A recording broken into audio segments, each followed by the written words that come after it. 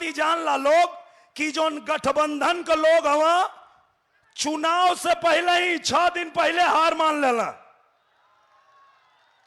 ये बात पता है कि ना? तो लोग के पता है ना? क्रिकेट खेला ला लोग, क्रिकेटवा में 2 पार्टी रहे ले, तो जो हारे लगल है वो मारे लगल है ना? तो अब गठबंधन के लोग जब जान गए ना कि कहो भैया हमान तो ऊपर हाथ मिला ले जा, आई निचवा जगह वोटवा देवे के आई कुल तो मिलता ना हुआ, ये तो कुल निरहुआ के साथे हो गई ना।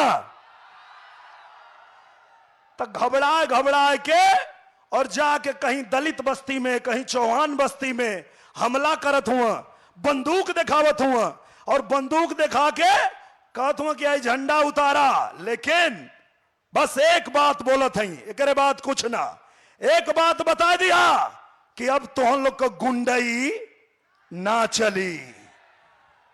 काहे? महाराज जी हमके यही से भेजले वहां आजमगढ़ कि फिल्मिया में बड़ा गुंडन का इलाज कैला, अब तनी है आजमगढ़ में गुंडन का इलाज करे के है। तो तुम लोग जानत हुआ ना, जब हम फिल्मिया में गुंडा लोग के छोड़बे न करीला तो घरवा छोड़ब, डंट के बूथ पे खड़ा हो जाइए लोग 12 तारीख के, और खाली अपन वोट दे के अपन जिम्मेदारी खत्म मत समझिया। जब तक एक एक वोट ना पड़ जाए तब तक बूथ पर खड़ा रहे के है। काहे कि 12 तारीख के हिंदुस्तान के सबसे बड़े हीरो श्री नरेंद्र मोदी जी का चुनाव है। बस ज्यादा कुछ ना बोला, बाकी तो रोज तो हम लोग के गाँव में आके बोलता है, सुन ले ही हवा लोग। बस इतने करिया लोग कि अपन फर्ज निभा दिया लोग, केहू को सुन के ना, सिर्फ अपने दिल को सुन के। अगर सबके लगा था, पूरा देश चाहा था, वह आजमगढ़ चाहा था। एक सवाल, सिर्फ एक सवाल आखिरी, राजा बाबू दखले वाला लोग के दखले, हाथ उठा के बतावा। तो राजा बाबू में रवि किशन भैया हमसे सवाल पूछल, आज हम एक सवाल पूछा था तो हम लोग से, अगर सही जवाब देवा तो इनाम भी मिली, ठीक है? सिर्फ एक सवाल, सब क्यों हाथ उठा के बताई, 2019 में के बने के चाहिए भारत का प्रधानमंत्री?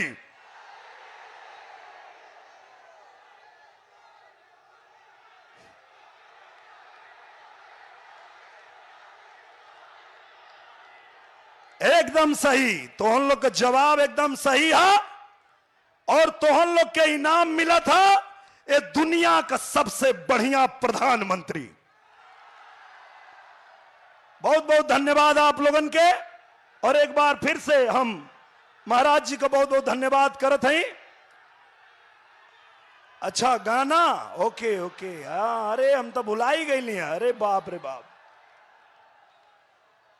सुना लोग, बहनी लोग, चाची लोग, दोनों लोग कभी घाम में गए लिए जा, अन्नी रहुआ खाली भाषण दे देला सा, तो एक लाइन गावत है, दोनों लोग जइया बूथवा पर तक गावत जइया कि चलाए सखी वोट देवे,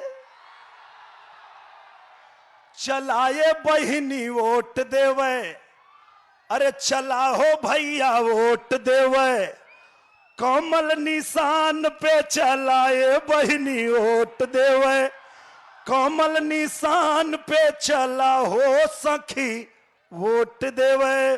बोला भारत माता की। बहुत बहुत धन्यवाद, जय हो।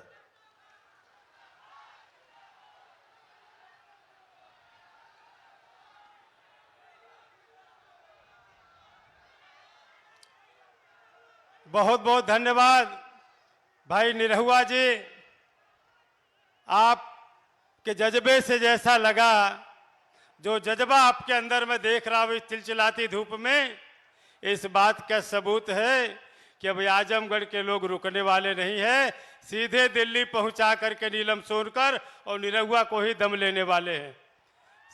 साथियों, अब हम आपके बीच में हमारी मेहनगर की प्रत्याशी रही मंजू सरोज से मैं चाहूंगा कि भाई 2 मिनट में बिना केवल महाराज जी का नाम लेकर के मुख्यमंत्री जी का, बाकी सीधे अपनी स्पीच शुरू करें।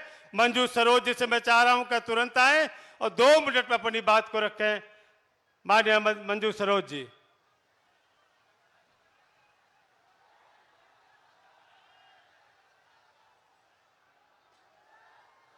विजय संकल्प रैली की अध्यक्षता कर रहे हैं आदरणीय हमारे जिला के यशस्वी आदरणीय जयनाथ भैया। मंच का संचालन कर रहे हैं हमारे कैबिनेट मंत्री आदरणीय अभिभावक के रूप में आदरणीय दारा सिंह चौहान जी। उत्तर प्रदेश के यशस्वी मुख्यमंत्री आदरणीय महाराज योगी जी। मंच पर बैठे हुए समस्त वरिष्ठ नेतागण, हमारे पदाधिकारीगण, दूर दराज से चलकर आए हुए हमारे भैया लोग, बाबूजी, माताएं, बहनें, आप सभी लोग का स्वागत अभिनंदन वंदन करती हूं और महाराज जी का भी स्वागत अभिनंदन वंदन करती हूं। हाथ जोड़कर आप सभी लोग का प्रणाम करती हूं। भैया लोग, ये चुनावी समय है, हम सब लोग को सतर्क होकर अपने दिमाग का प्रयोग करना है, क्योंकि जो हमारे विपक्षी दल है एकदम तिलमिला गए हैं, घबरा गए हैं। जो गठबंधन है, गठबंधन नहीं ठगबंधन है, इसका मुंह जोड़ हमें जवाब देना है। भैया लोग, बाबूजी, माताएं, बहनें लोग, हमारे लोकप्रिय प्रत्याशी दिनेश लाल निरहुआ भैया और हमारी लोकप्रिय प्रत्याशी बहन नीलम सोनकर जी को कमल के फूल वाले पर वोट डालकर विजयी बनाकर यहाँ से हमें नरेंद्र भाई मोदी जी के गले में 2 माला डालना है। भैया लोग, बस हम अपील करने आए हैं कि 12 मई को भूलिएगा नहीं, 12 मई को आप कमल वाला बटन इतना दबाइए कि दिल्ली तक आवाज जाए कि यहाँ से बहन नीलम और भैया दिनेश लाल जीत रहे हैं। और भैया लोग, क्योंकि आप जानते हैं जो विपक्षी दल है वो तिलमिला गए, घबरा गए हैं और तरह तरह के उत्पात मचा रहे हैं। हमें 12 तारीख को भी सचेत रहना है, क्योंकि वो कुछ भी कर सकते हैं। भैया लोग, हमें अपने मतदान केंद्र पर चौकीदार की तरह चौकीदारी करने का काम करना है। भैया लोग, बाबूजी, बहनें, बस विनती कर रहे हैं कि पहले मतदान फिर जलपान। इसी के साथ अपनी बारी को विराम देती हूं। जय हिंद, जय भारत। साथियों, अब हम आपके बीच में हमारे गोपालपुर के लोकप्रिय प्रत्याशी रहे भारतीय जनता पार्टी के, जिनके विधानसभा में ये दोबारा प्रधानमंत्री जी और माननीय मुख्यमंत्री जी यहां मौजूद हैं। भाई कृष्णपाल जी से मैं चाहूंगा आप आए और समेट करके सारगर्भित भाषा में अपनी बात को मार्गदर्शन हमें संबोधित करें। भाई कृष्णपाल जी।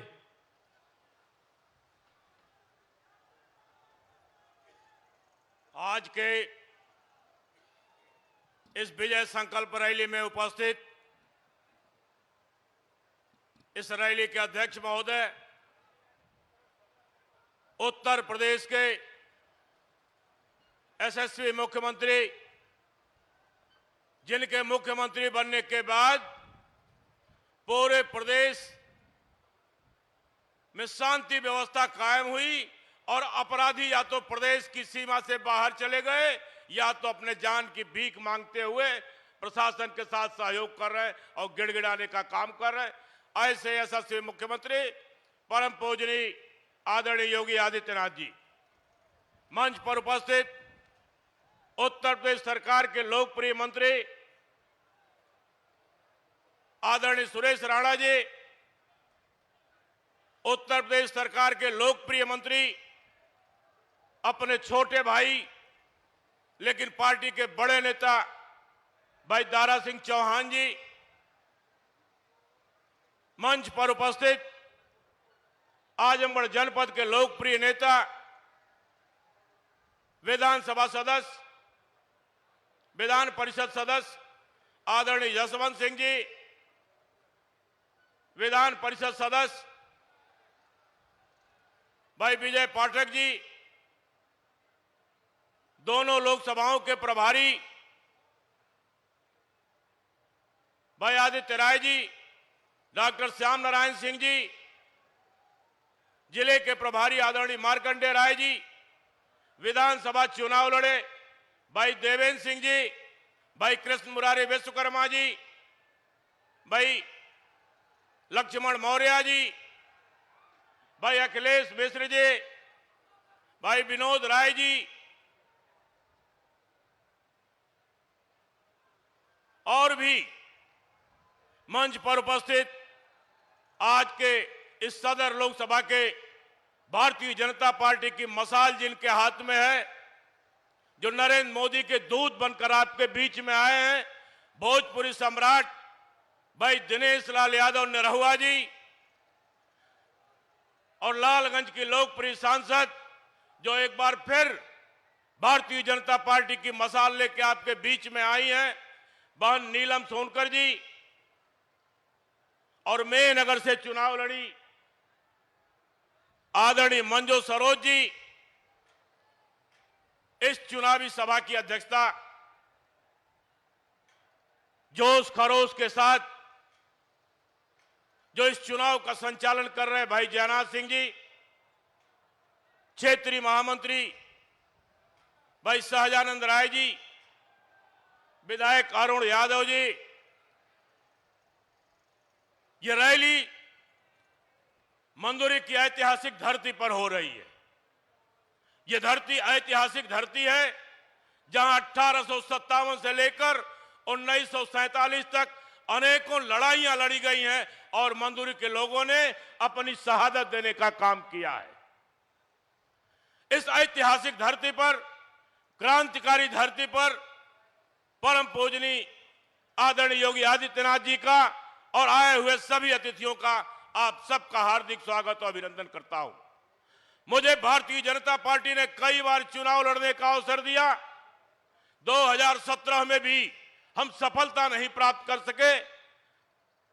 हमारा दुर्भाग्य था, परम पूजनीय संत आदरणीय योगी आदित्यनाथ जी का आगमन नहीं हो पाया और परम पूजनीय देश के नेता, विश्व के नेता आदरणीय प्रधानमंत्री माननीय नरेंद्र मोदी जी का कार्यक्रम नहीं लग पाया, जिसके नाते 2017 में हमें भारी नुकसान उठाना पड़े था।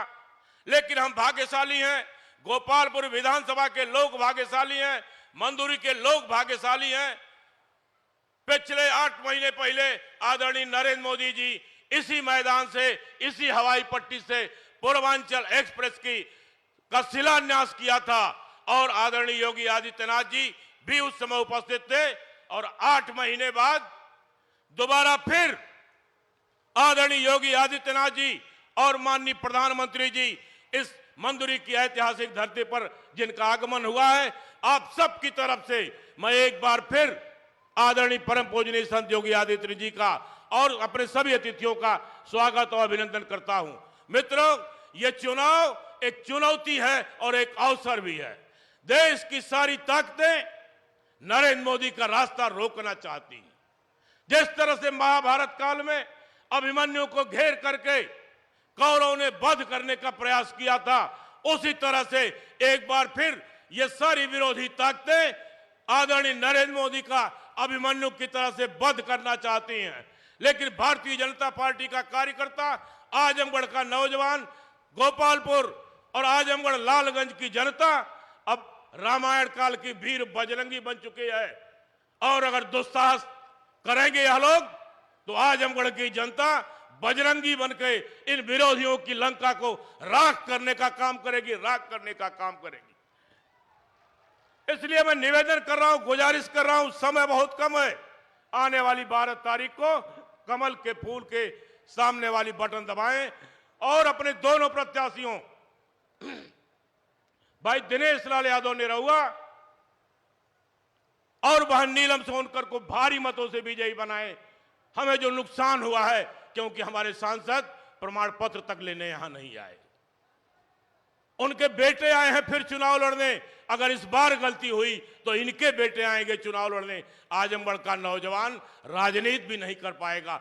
इसलिए यह अवसर है, आप सारे लोगों को बहुत बहुत धन्यवाद देते हुए, आप सारे लोगों को प्रणाम करते हुए और केवल भारतीय जनता पार्टी के प्रत्याशी को भारी विजय दिलाने का निवेदन करते हुए अपनी बात समाप्त करता हूं। जय हिंद, जय भारत।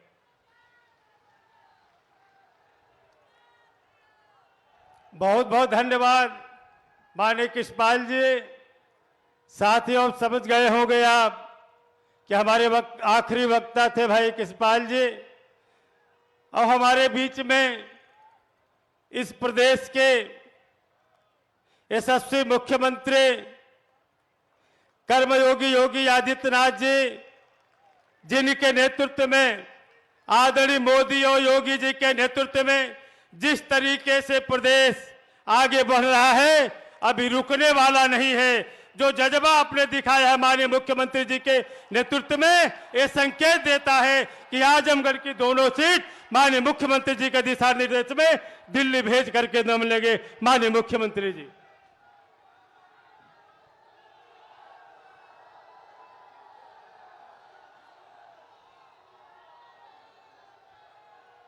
भारतीय जनता पार्टी के जिला के अध्यक्ष श्री जयनाथ सिंह जी, उत्तर प्रदेश सरकार में मेरे सहयोगी मंत्री श्री दारा सिंह चौहान जी, गन्ना मंत्री श्री सुरेश राणा जी, विधान परिषद के सदस्य और प्रदेश महामंत्री श्री विजय बहादुर पाठक जी, विधान परिषद के सदस्य और इस चुनाव में जो सारथी की भूमिका में हैं, ऐसे श्री यशवंत सिंह जी, माननीय विधायक श्री अरुणकांत यादव जी, भारतीय जनता पार्टी के आजमगढ़ से लोकप्रिय प्रत्याशी, भोजपुरी को एक नई ऊंचाइयां प्रदान करने वाले श्री दिनेश लाल यादव निरोवा जी, भारतीय जनता पार्टी के लालगंज से प्रत्याशी लोकप्रिय सांसद श्रीमती नीलम सोनकर जी, क्षेत्रीय उपाध्यक्ष विनोद राय जी, क्षेत्रीय महामंत्री सहजानंद राय जी, लोकसभा के प्रभारी मार्कंडे राय जी, डॉक्टर श्याम नारायण सिंह जी, मुन्ना दुबे जी, आदित्य राय जी, देवेंद्र सिंह जी, अखिलेश मिश्रा जी, डॉक्टर कृष्ण मुरारी विश्वकर्मा जी, लक्ष्मण मौर्य जी, श्री कृष्णपाल जी, मंजू सरोज जी, कन्हैया निषाद जी और उपस्थित आजमगढ़ के मेरे सभी उपस्थित भाइयों बहनों, लोकसभा का चुनाव छठे चरण के लिए आप सबका आह्वान करने के लिए कुछ ही देर में देश के यशस्वी प्रधानमंत्री श्री नरेंद्र मोदी जी का आगमन हम सब के बीच में होने वाला है।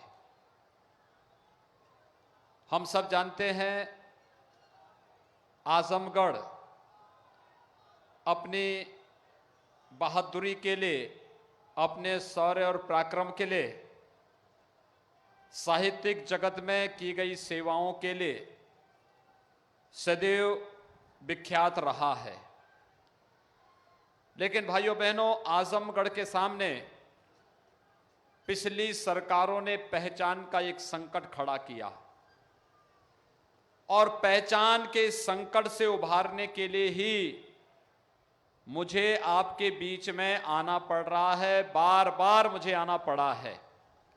याद करिए 2007-8 में जब सिवली नेशनल कॉलेज में अजीत राय की हत्या हुई थी, तब भी मैं आज से 12-13 वर्ष पहले यहां पर आंदोलन करने के लिए आपके बीच में आया था और तब भी मैंने आप लोगों से कहा था कि आजमगढ़ को आतंक की धरती मत बनने दो।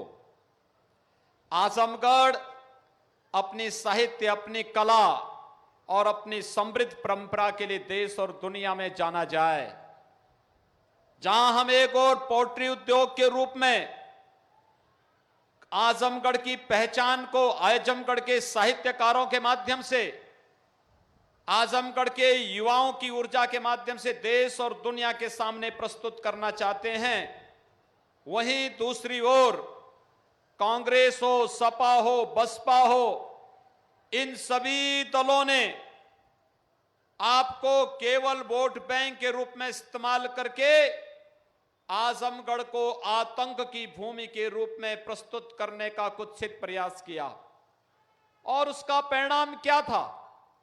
उत्तर प्रदेश का नौजवान, आजमगढ़ का नौजवान जब देश के अंदर किसी राज्य में जाता था, नौकरी नहीं पाता था, किराए पे मकान नहीं पाता था, और बटाला हाउस की घटना के बाद तो ऐसी स्थिति पैदा हो गई थी कि आजमगढ़ का नौजवान अगर कहीं मुंबई में, दिल्ली में या देश के किसी शहर में जाता था, होटल या धर्मशाला में भी उसको कमरा नहीं मिल पाता था।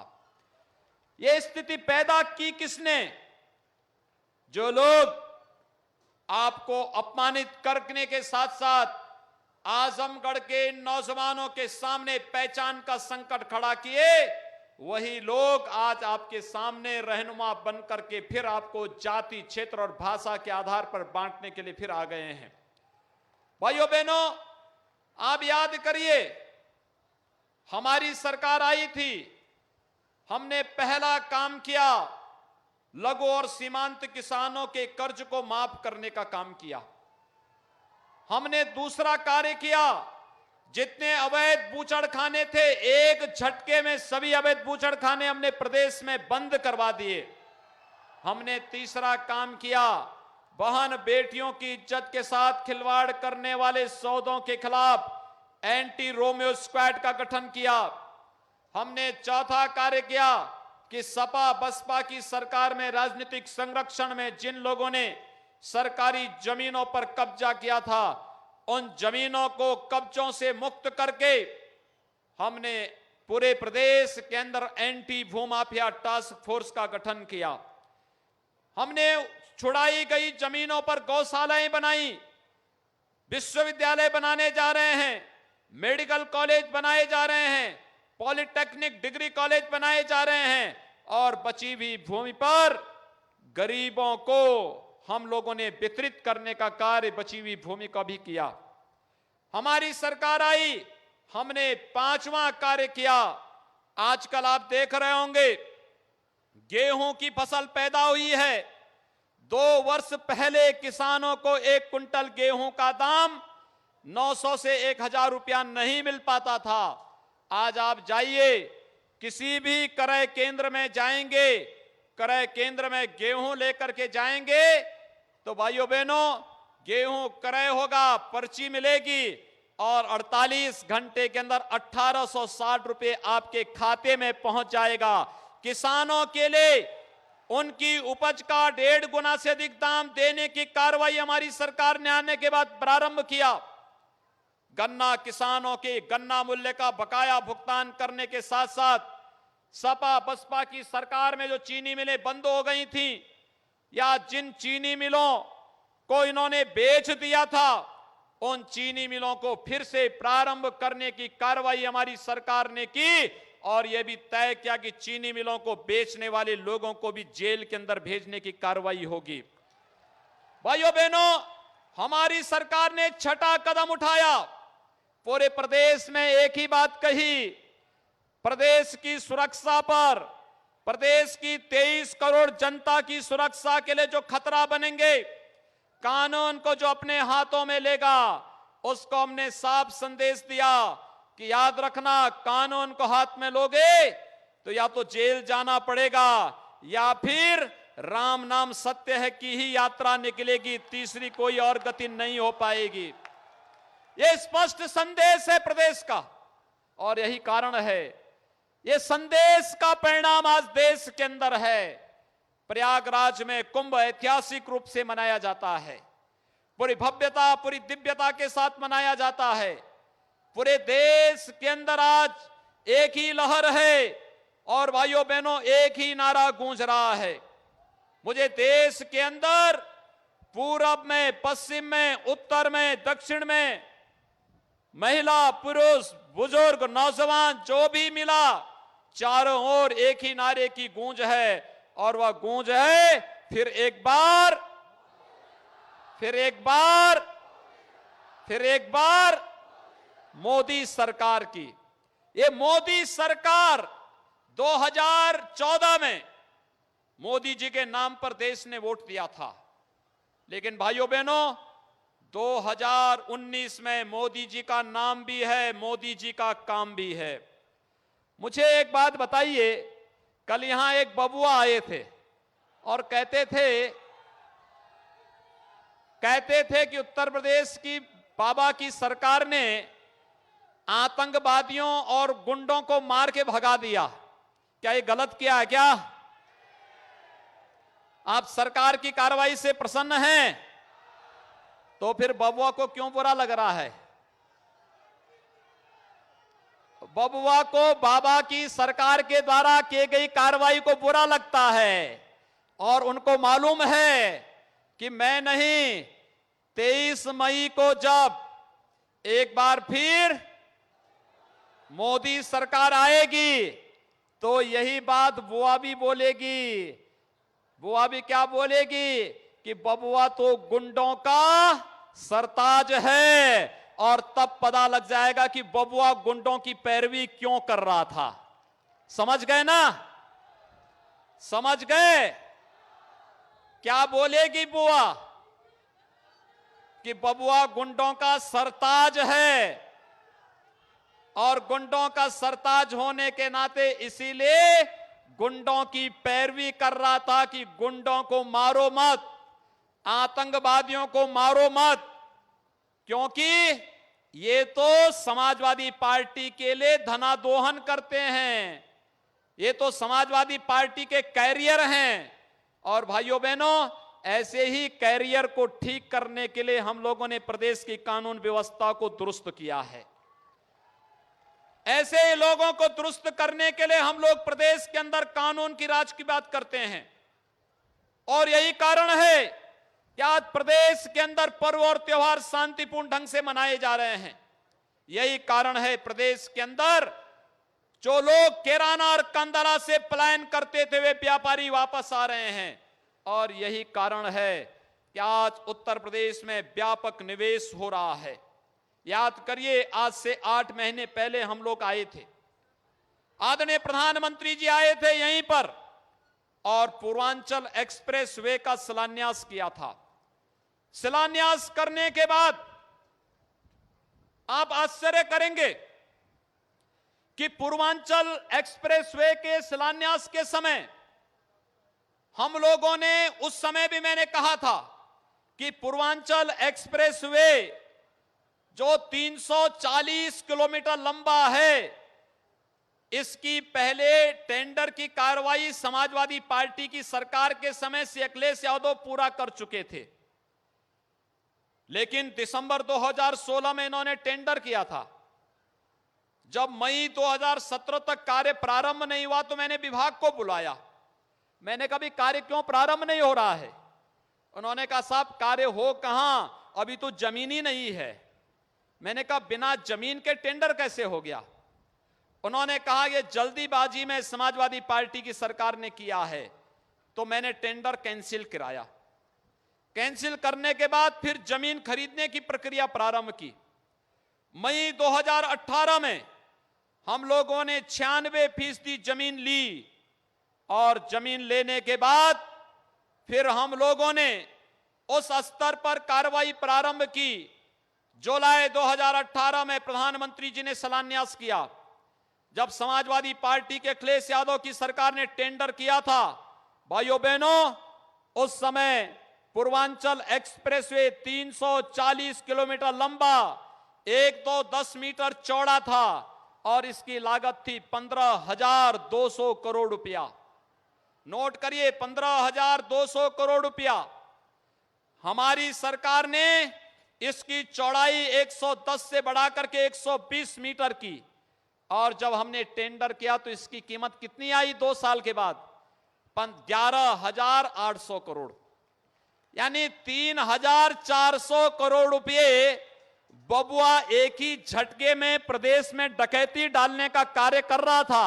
तो स्वाभाविक रूप से जिनकी डकैती को आप रोकेंगे उनको तो बुरा लगेगा ना। और यही कारण है आज कांग्रेस, सपा, बसपा ये मोदी का विरोध कर रहे हैं, इसलिए क्योंकि मोदी जी ने इनकी बेईमानी और भ्रष्टाचार को रोक करके विकास का ये पैसा आपके लिए लगाया है, चोरी का ये पैसा आपके विकास में लगाया है, इसलिए इनको बुरा लग रहा है। आज आप देख रहे होंगे यहां पे जो हवाई पट्टी है, ये 1940 की हवाई पट्टी है, कभी प्रारंभ नहीं हो पाई। हमारी सरकार पैसा खर्च कर रही है और ये जो पैसा सपा बसपा के लोग डकैती डाल करके लेके जाते थे उसको रोक करके हमने एक तरफ पूर्वांचल एक्सप्रेसवे दे रहे हैं, दूसरी तरफ आजमगढ़ को हवाई सेवा के साथ जोड़ करके इसके विकास की प्रक्रिया को भी आगे बढ़ाने का कार्य कर रहे हैं। और तीसरा कार्य, भाइयों बहनों, आपके यहां मांग होती थी बहुत दिनों से कि आजमगढ़ ने बड़े बड़े साहित्यकार दिए, बड़े बड़े क्रांतिकारी दिए, लेकिन विश्वविद्यालय नहीं है। मैं पिछली बार आया था, यहां के तमाम प्रतिष्ठित लोग मुझे मिले थे और भाइयों बहनों, निरोवा को और नीलम सोनकर जी को जिताइए, विश्वविद्यालय का शिलान्यास करने भी मैं यहीं आऊंगा आजमगढ़ में, चिंता मत करिए। हम स्वीकृत कर चुके हैं आपका विश्वविद्यालय भी, यानी विश्वविद्यालय हम देंगे, एक्सप्रेसवे हम देंगे, एयरपोर्ट हम देंगे, गुंडों से मुक्ति हम देंगे, गरीब को मकान हम देंगे, गरीबों को शौचालय हम देंगे, गरीब को विद्युत का कनेक्शन, गरीब को रसोई गैस का कनेक्शन, और किसानों को किसान सम्मान निधि के से लेकर के किसानों को उनकी उपज का लागत का 1.5 गुना दाम भारतीय जनता पार्टी देगी। जब ये सारे कार्य हमें ही करने हैं तो भाइयों बहनों, सपा बसपा और कांग्रेस का क्या काम है? कोई काम है क्या? उनकी आवश्यकता समाप्त हुई ना? आपने कल जवाब नहीं दिया बुआ बबुआ को, कल जवाब देना चाहिए था, कल बोलना चाहिए था और आजमगढ़ के एक एक वासी को जवाब देना चाहिए।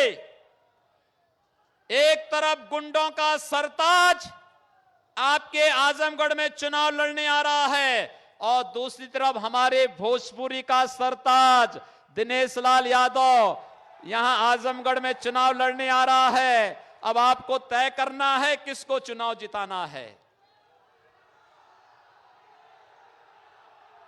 यही तय करना है भाइयों बहनों। यही तो कहने के लिए आए हैं, यही हम कहने के लिए आए हैं। आप तय कर लीजिए, आप देखना 23 मई को यही बात होगी। और सबसे बड़ी बात क्या, मुझे देख करके आश्चर्य होता है, मैं 2 दिन पहले श्री शिवपाल यादव का बयान पढ़ रहा था और बेचारा सबसे ज्यादा परेशान हो, कहता हमारी कोई बहन नहीं है, ये बुआ कहां से आ गई है, परेशान है सब। वो कह रहा कि मैं अपने परिवार में अपने बुजुर्गों से पूछा क्या कोई बहन थी क्या, बचपन में गायब हो गई थी क्या, हमें बताया नहीं, लेकिन ये बुआ कहां से गई।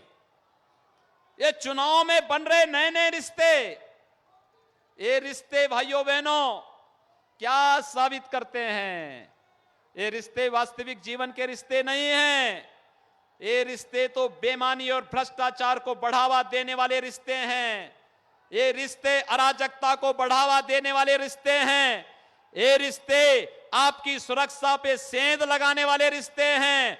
और इसलिए भाइयों बहनों, हम सबको तय करना होगा कि ये रिश्ते नहीं बल्कि विकास के लिए आजमगढ़ की पहचान को ध्यान में रख करके हम सबको आजमगढ़ से श्री दिनेश लाल यादव निरुआ को और लालगंज से श्रीमती नीलम सोनकर जी को भारी मतों से विजयी बनाने के लिए कार्य करना है। और यही संदेश लेकर के प्रधानमंत्री मोदी जी आपके बीच में आ रहे हैं और यही अपील करते हुए भाइयों बहनों, हम सब एक बात को ध्यान दें, आपने देखा होगा, हमने किसानों का कर्ज माफ किया, हमने अवैध बूचड़खाने बंद किए, हमने बिना जाति देखे, बिना मत और मजहब देखे गरीबों को शासन की योजनाओं का लाभ दिया।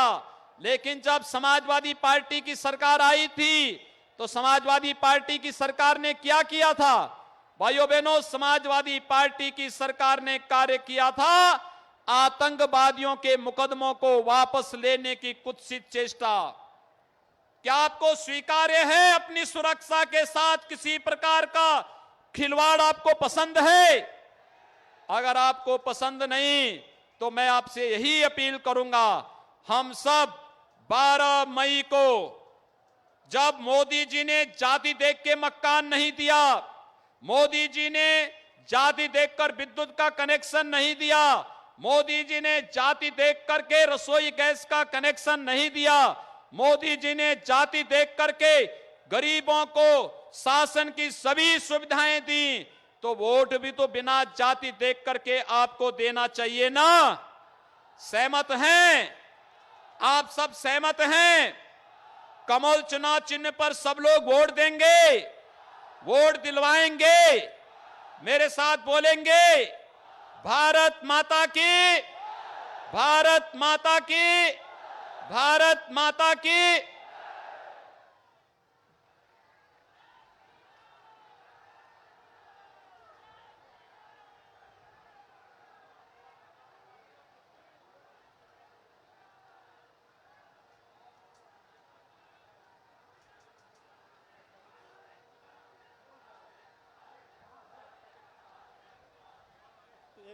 पहले अभी कुछ बोल नहीं था।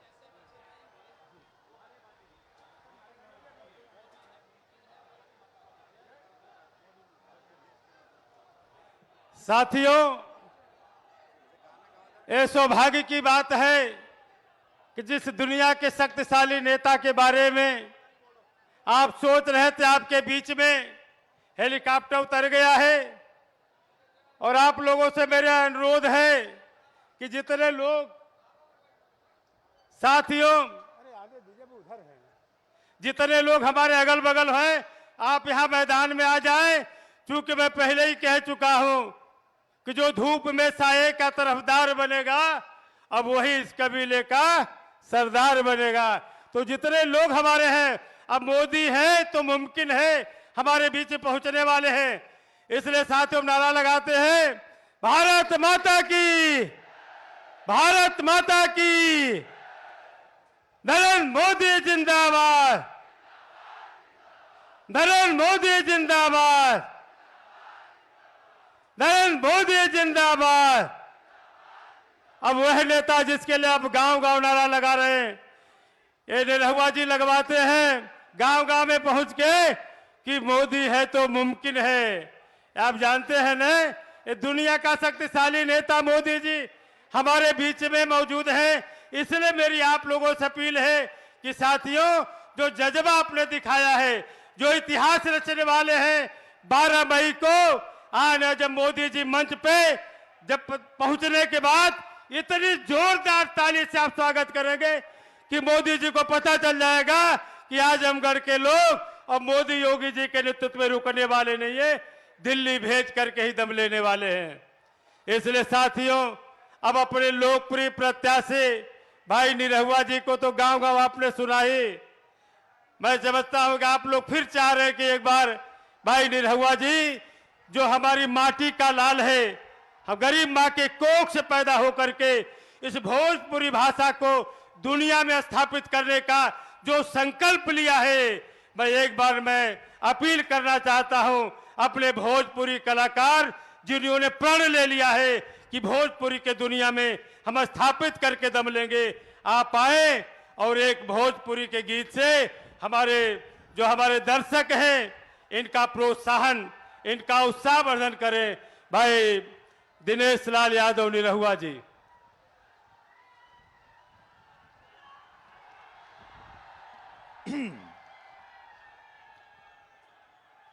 तैयार हैं आप लोग? ये देश नहीं रुकने देंगे, ये देश नहीं झुकने देंगे, घर में घुस के मारेंगे तैयार हैं। तैयार है तो घर में घुस के मारेंगे तैयार हैं। गर्व से कहो हां, हम भारत के चौकीदार हैं। और मैंने जो निवेदन किया था हमारे देश के यशस्वी प्रधानमंत्री जी से, उसको उन्होंने तुरंत सुन लिया था और कार्रवाई कर दिया था। आप लोगों ने सुना था वो गाना, अब ना छोड़िया पाकिस्तान के सबक सिखा दा मोदी जी,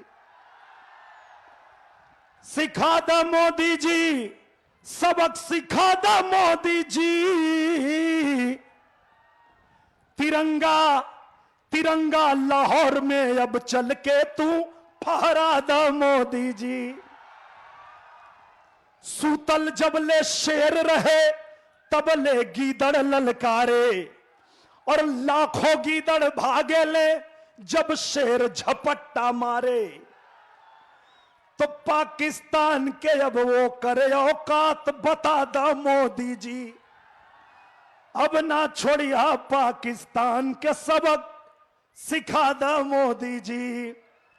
एक बार आप लोग हाथ उठा के जयकारा लगाएंगे, भारत माता की, भारत माता की, वंदे मातरम, भारत माता की। फिर एक बार, फिर एक बार, मोदी है तो, मोदी है तो, मोदी है तो, मोदी है तो। फिर एक बार, फिर एक बार, फिर एक बार, भारत माता की, भारत माता की। हाँ, आगे की अभी टाइम है।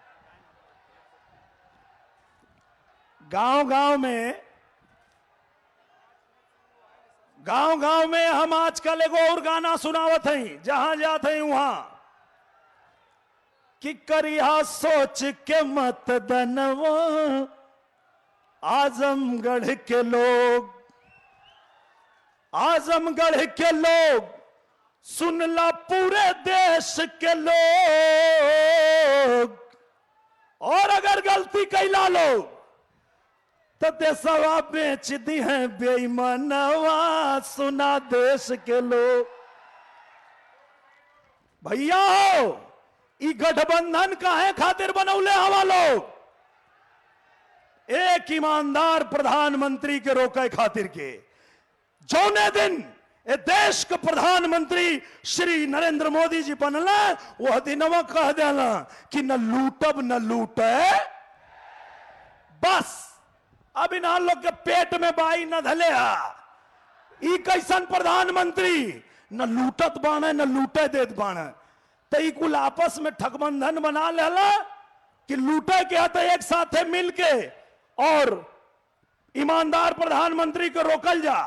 तो हम लोग रोके देबा हो काहे कि देश से बढ़ के कुछ ना होला, सब बाटे बेकार। हमारे भैया लोग के हित में, हमारे बहिनी लोग के हित में, जवानन के हित में, किसानन के हित में एक बार फिर से मोदी सरकार। अब केहू पूछे कि काहे कमल का बटन दबावत हुआ लोग, तो कह दिया कि निरहुआ कैले बायला नावा, सुना गांव के लोग। बोला भारत माता की, भारत माता की। बहुत बहुत धन्यवाद।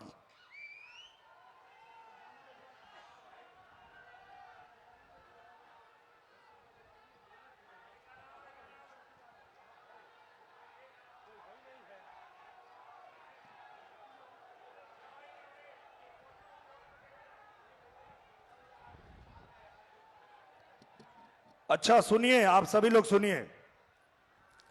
अभी हमारे यशस्वी प्रधानमंत्री भारत माता के सपूत आपके बीच में आ चुके हैं। तो मैं चाहता हूं कि जैसे पूरे हिंदुस्तान में जहां भी हमारे प्रधानमंत्री जाते हैं, सभी लोग लगातार उनके नाम का संबोधन करके उनका सम्मान करते हैं, उनका स्वागत करते हैं।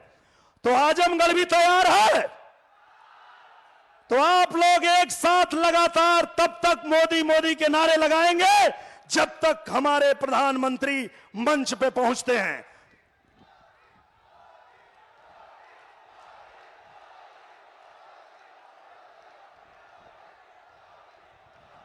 मोदी मोदी मोदी।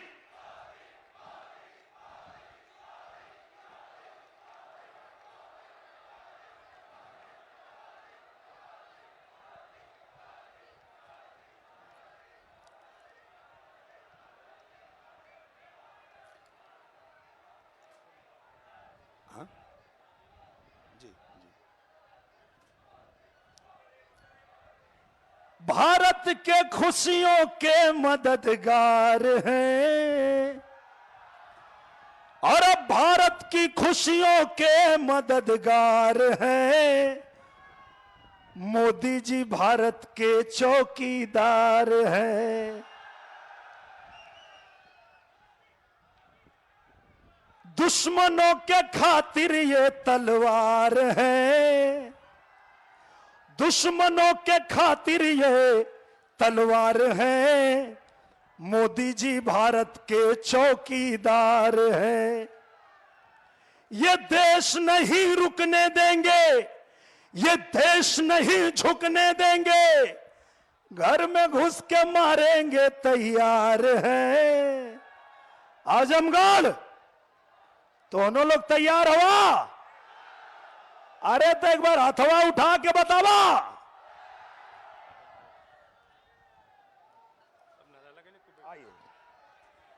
ठीक है, आइए आइए।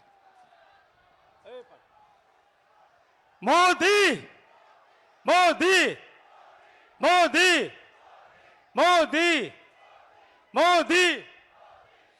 साथियों, अब दुनिया के सबसे शक्तिशाली नेता देश के यशस्वी प्रधानमंत्री जी हमारे मंच पर पहुंचने वाले हैं। हम उनका करतल धनुष से ऐतिहासिक रूप से हम उनके ताली बजाकर स्वागत करेंगे। भारत माता की, भारत माता की, भारत माता की। साथियों, अब हम आप लोगों से जरूर मैं चाहूंगा, जितने लोग अगल बगल लोग हैं, आपने संकल्प लिया है कि न झुकने वाले हैं न रुकने वाले हैं। और ये संकेत, ये जज्बा इस बात का सबूत है कि आप न झुकने वाले हैं न रुकने वाले हैं, बल्कि मोदी जी के नेतृत्व में फिर देश की सरकार बनाने वाले हैं।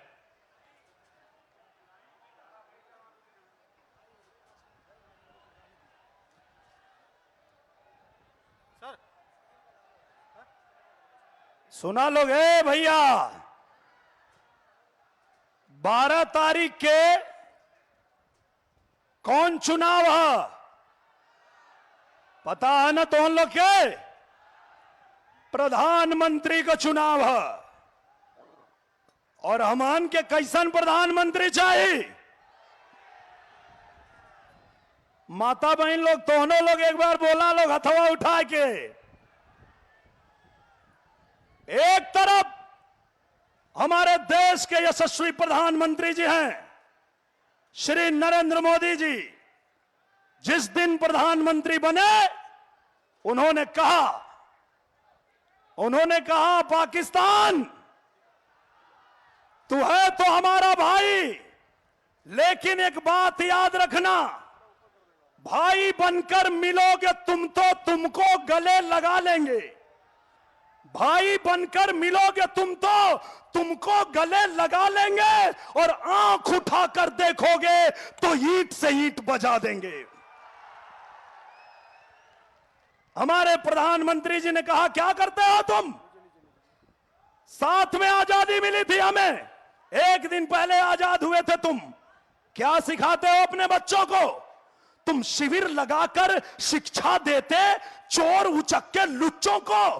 देखना है तो देख ले आज हिंदुस्तान के बच्चों को। और इतना ही नहीं, साफ साफ हमारे प्रधानमंत्री जी ने कहा कि एक बात याद रखो, इसके पहले तुमने क्या किया नहीं किया वो भूल जाओ।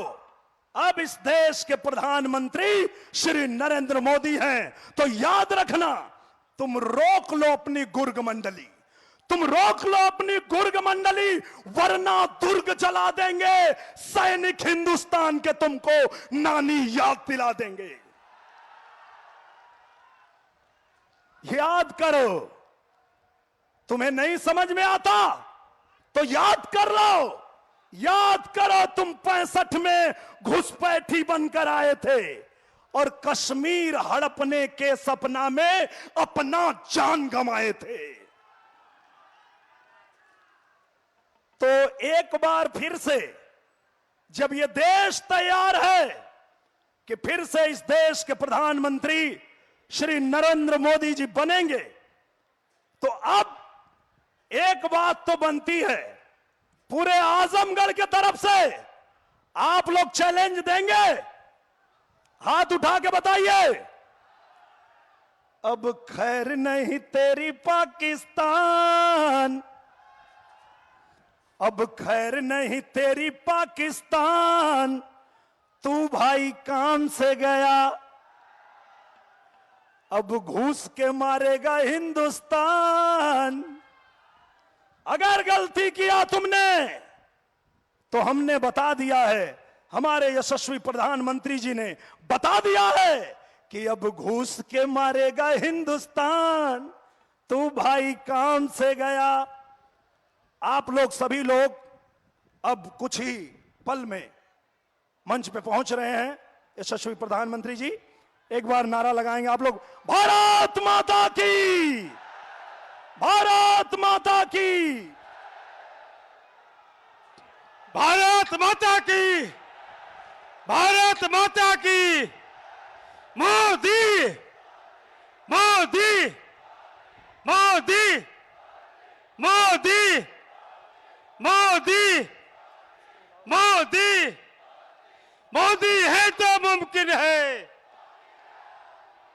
फिर एक बार, फिर एक बार, फिर एक बार, भारत माता की, भारत माता की, भारत माता की, भारत माता की। मोदी मोदी मोदी मोदी। साथियों, आप दुनिया के जिस शक्तिशाली नेता के इंतजार में थे, हमारे देश के यशस्वी प्रधानमंत्री आदरणीय मोदी जी हमारे मंच पर मौजूद हैं। हमें ज्यादा वक्त न लेते हुए हम अपने सदर लोकसभा आजमगढ़ के लोकप्रिय प्रत्याशी, जिन्होंने भोजपुरी को दुनिया में स्थापित करने का संकल्प लिया है, भाई दिनेश लाल निरहुआ से मैं चाहूंगा कि माननीय प्रधानमंत्री जी का फूल दे करके स्वागत करें। भाई दिनेश लाल निरहुआ जी।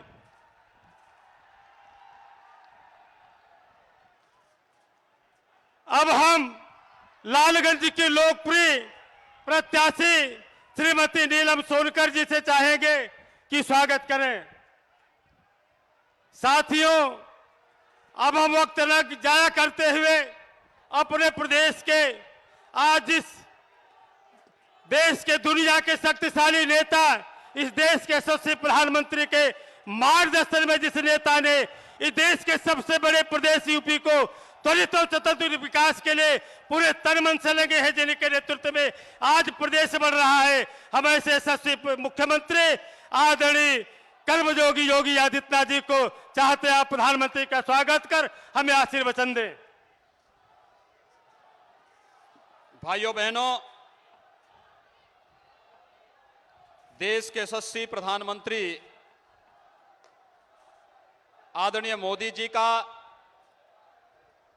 मैं आज आजमगढ़ की इस धरती पर आप सब की ओर से हृदय से स्वागत करता हूं, अभिनंदन करता हूं। मित्रों, 8 महीने पहले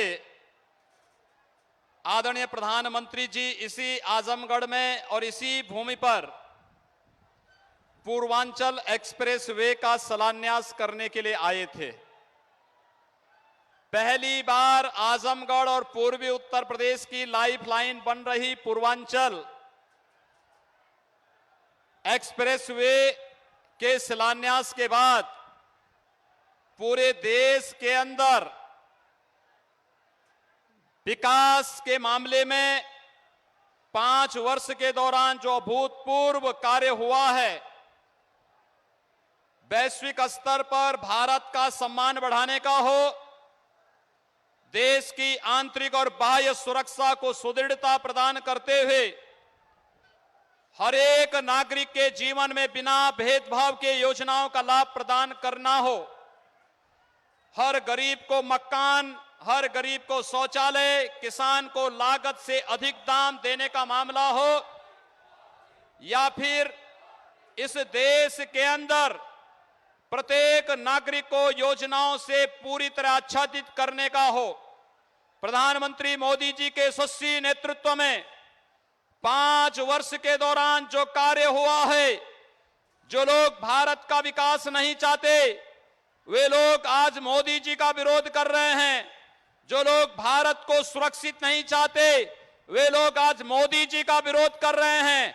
लेकिन भाइयों बहनों, देश के सजग नागरिक होने के नाते कमल चुनाव चिन्ह पर बटाया गया बटन मोदी जी के प्रति हम सबका समर्थन होगा। इस भाव के साथ आज आजमगढ़ की धरती पर आदरणीय प्रधानमंत्री जी का मार्गदर्शन आजमगढ़ और लालगंज लोकसभा सीट के मतदाताओं को प्राप्त हो रहा है।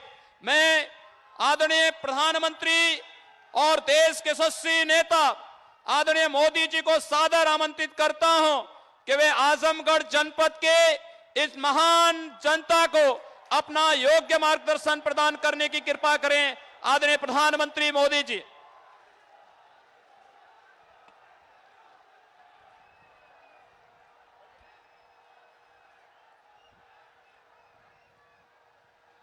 भारत माता की, भारत माता की। मंच पर विराजमान उत्तर प्रदेश के लोकप्रिय एवं यशस्वी मुख्यमंत्री योगी आदित्यनाथ जी इस चुनाव में भारतीय जनता पार्टी के उम्मीदवार और मंच पर विराजमान सभी वरिष्ठ नेता और इस चमचमाती धूप में इतनी बड़ी तादाद में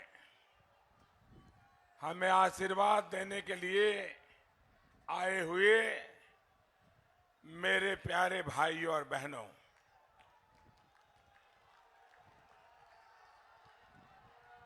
ऋषि मुनियों की तपोभूमि एवं साहित्य जगत को अनेक मनीषी देने वैसी आजमगढ़ की पवित्र भूमि को मेरा प्रणाम। आजमगढ़ और लालगंज के सभी साथियों से मैं दिल्ली में एक मजबूत और ईमानदार सरकार बनाने के लिए आशीर्वाद मांगने आया हूं।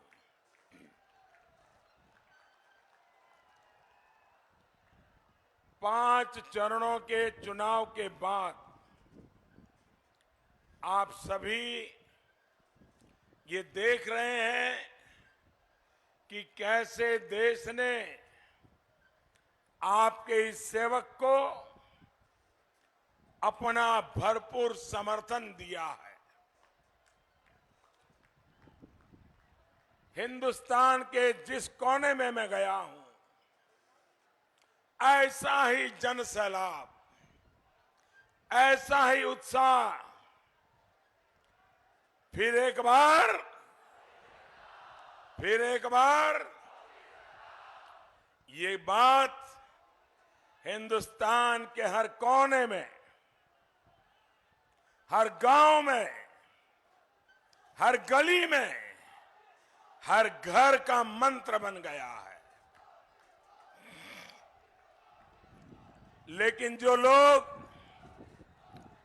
केंद्र में एक खिचड़ी सरकार चाहते हैं, महामिलावट वाली सरकार चाहते हैं, उनसे सावधान रहना बहुत आवश्यक है। इस महामिलावट से देश को जो खतरा होता है, वो आज के नौजवानों को आजमगढ़ में पहली बार वोट डालने जा रहे युवाओं को जानना बहुत जरूरी है। साथियों, एक महामिलावटी सरकार का मतलब देश में अराजकता और अस्थिरता। इन लोगों द्वारा फैलाई अस्थिरता देश ने 20 साल पहले भी देखी थी, जब संयुक्त मोर्चा नाम की सरकार सत्ता में थी। उस दौर में जो अस्थिरता थी, उसका परिणाम ये हुआ कि भारत को बार बार चुनाव का सामना करना पड़ा। इसके बाद 2004 से लेकर 2014 तक फिर देश ने ऐसी महामिलावटी सरकार देखी जिसने भारत को दुनिया में शर्मिंदा किया। कांग्रेस के 10 साल के शासन में ऐसा कोई क्षेत्र नहीं था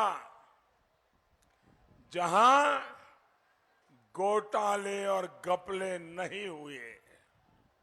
साथियों, जब भ्रष्ट और मजबूर सरकार होती है तो वो चुनौतियों को न सह पाती है, न चुनौतियों से लड़ पाती है। याद कीजिए, आजमगढ़ की साख के साथ इन लोगों की सरकार के समय किस तरह का खिलवाड़ किया गया था। जब भी कोई आतंकी हमला होता था तो उसके तार खोजते खोजते एजेंसियां आजमगढ़ पहुंच जाती थी। आखिर ऐसा क्यों हो रहा था? क्या वजह थी?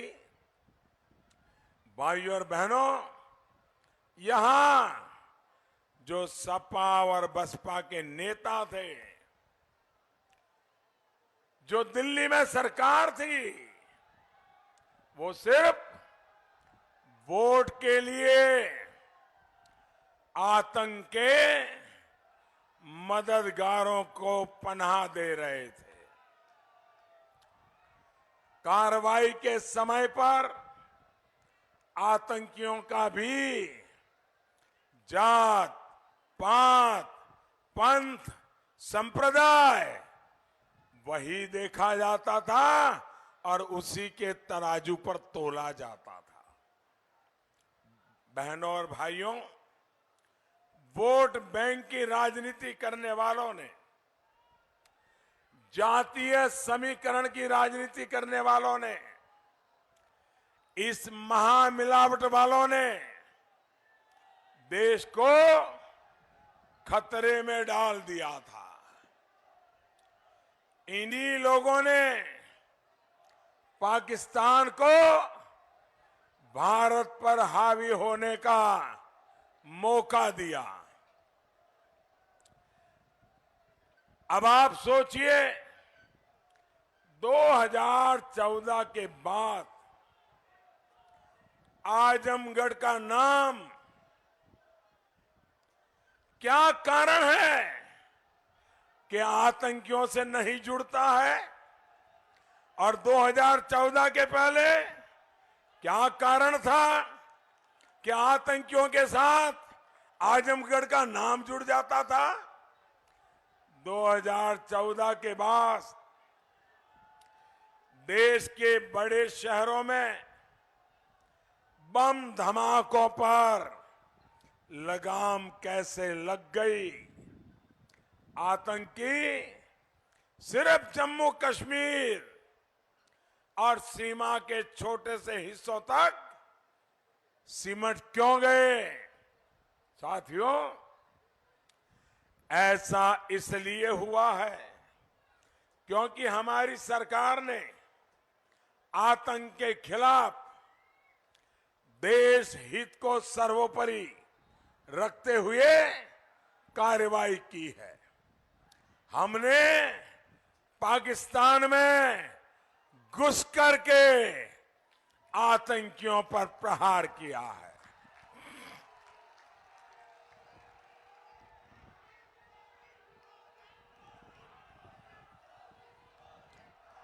हमने घुस करके मारा, ठीक किया कि नहीं किया? ऐसा ही करना चाहिए ना। आतंकवादियों को खत्म किए बिना शांति मिल सकती है क्या? और इसलिए भाइयों बहनों, ये नया हिंदुस्तान है, ये घर में घुस करके मारता है।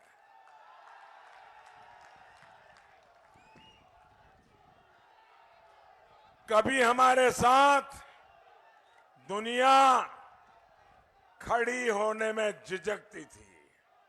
आज मसूद अजहर जैसे आतंकी के खिलाफ पूरी दुनिया हिंदुस्तान के साथ खड़ी हो जाती है। ये होता है मजबूत सरकार का मतलब। भाइयों और बहनों,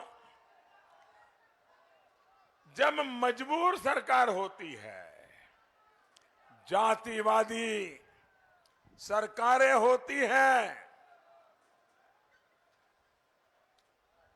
तो उनकी सोच बहुत सीमित होती है। आपने तो अनुभव किया है कि यहां यूपी में ही कैसे बिजली जैसी बुनियादी सुविधा भी वोट बैंक के आधार पर दी जाती थी। घरों का आवंटन हो या गैस कनेक्शन, सब कुछ जाति और पंथ देखकर किया जाता था। सबका साथ सबका विकास के मंत्र पर चल रही हमारी सरकार ने अब ये सारे भेदभाव खत्म कर दिए हैं। साथियों, बीते 5 वर्ष में बिना तुष्टीकरण किए, बिना वोट बैंक की राजनीति किए देश के विकास के लिए काम किया गया है। जो दशकों से अपने जीवन में मूलभूत सुविधाएं पाने के लिए इंतजार में था, उसके लिए हमारी सरकार ने काम किया है। उज्ज्वला योजना के तहत गरीबों को मुफ्त गैस कनेक्शन देना हो, सौभाग्य योजना के तहत मुफ्त बिजली कनेक्शन देना हो, ये चिंता भाजपा की ही सरकार ने की है। हमारी सरकार 2022 तक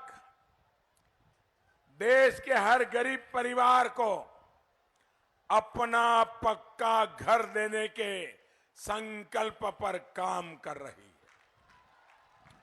भाई और बहनों, कांग्रेस हो, सपा हो, बसपा हो, इन्होंने जात पात के आधार पर आपसे वोट मांगे, लेकिन कभी आपके स्वास्थ्य की चिंता नहीं की। आपके इस सेवक ने, आपके इस चौकीदार ने हर गरीब परिवार को, चाहे वो किसी भी जात बिरादरी का हो, उसको हर वर्ष 5 लाख रुपए तक के मुफ्त इलाज की सुविधा सुनिश्चित की है। इसी तरह किसानों की समस्याओं को ध्यान में रखते हुए उनके खातों में पीएम किसान योजना के तहत सीधे पैसे जमा होने शुरू हो गए हैं। जिनको अभी पैसे नहीं पहुंचे हैं, उनको भी जल्द से जल्द मिल जाएंगे। इतना ही नहीं, 23 मई को चुनाव के नतीजे आने वाले हैं। इस समय 23 मई को चित्र स्पष्ट हो गया होगा। 23 मई को जब नतीजे आएंगे, फिर एक बार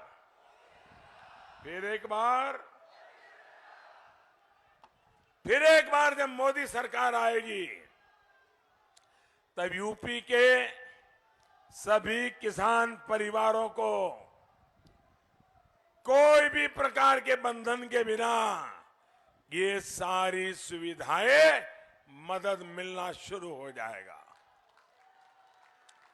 इसके अलावा छोटे किसानों, खेत मजदूरों और छोटे दुकानदारों को पेंशन की सुविधा का प्रबंध भी किया जाएगा। भाई और बहनों, बीते 5 वर्षों में आपने एक और बहुत बड़ा परिवर्तन अनुभव किया होगा।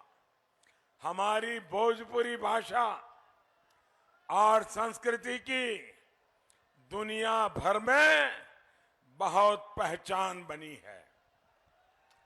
हमारे साथी भाई निरहुआ जी हो, रवि किशन जी हो, मनोज तिवारी जी हो, जो दूसरे हमारे मेधावी कलाकार हो, उन्होंने अपने परिश्रम से इस काम को आगे बढ़ाया है। आज भोजपुरी सिनेमा मोबाइल फोन पर उपलब्ध है। यूट्यूब के माध्यम से गरीब व्यक्तित्व तक ये पहुंच पा रहा है।